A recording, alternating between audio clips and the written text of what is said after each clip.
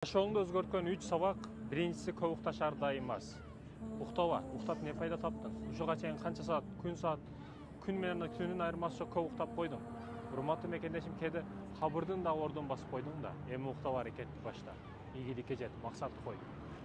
Жыл сайын жылдын башында бирдекелер жазмыш болосуң дагы, жылдын аягында баягы калып кеткен бойдан анан бир эстеп коесуң.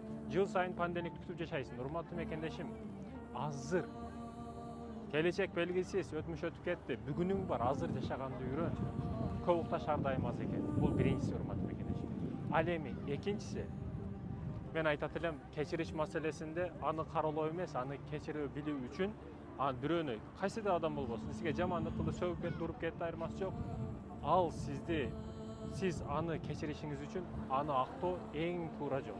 Аны акташыңыз керек. Билбей кылып койду, кээде шайтан азгырып койду, туура эмес билбей кылып койду деп аны актайсыз.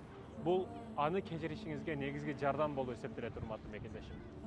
Кечириңиз, себеби сиз өзүңүз дагы акпак эмессиз да. Сиздин дагы күнөөлөрүңүз өтө көп, менин дагы күнөөлөрүм өтө көп. Бардыгыбыз күнөөкөр пенделербиз.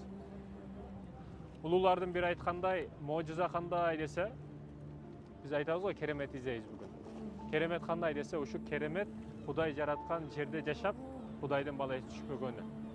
Бул мужиза дейт да. Ар дайым кечиле бир. Кечирбей каяка барасың, урматтуу мекендешим. Ал эми үчүнчүсү, жашооңду өзгөртө турган сабак, бул жешти контролдоо. Букадай жейсиң, анан дароо жеп алып уктайсың. Урматтуу мекендешим, мурда бизде аталарыбыз тарбиялаган учурда жеп дароо жатып албагын, кыймыл аракет кылгын, иштегин. Жедиңби ошол пешене терлеп чыгарып, жегениңди актагын деп мен апам кайра-кайра айтат эле. Бир жерге күрүч түшүп кетсе, ошону да терип жегин, акыретте суроо жообу бар деп. Ушундай тарбия берген. Жеш маселесине маани бербесең болбойт, урматтуу мекендешим. Жегениңе могу кекиртектен могу жерге чейин дам берет оозубуз.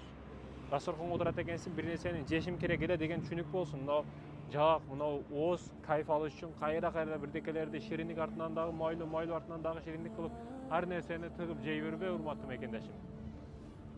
Оозуңду контролдошуң керек экен. Контролдобосоң болбойт.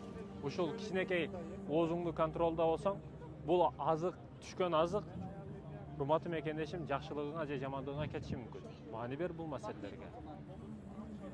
Эгерде сен жеш маселесине маани бербесең, урматтуу мекендешим, эгер сен жеш маселесине маани бербесең, Кудай алдындагы кадыр баркың, ошо жеп туруп чыгарасың, эмнени чыгарасың туалетте, ошонун айырмасы болбой калат.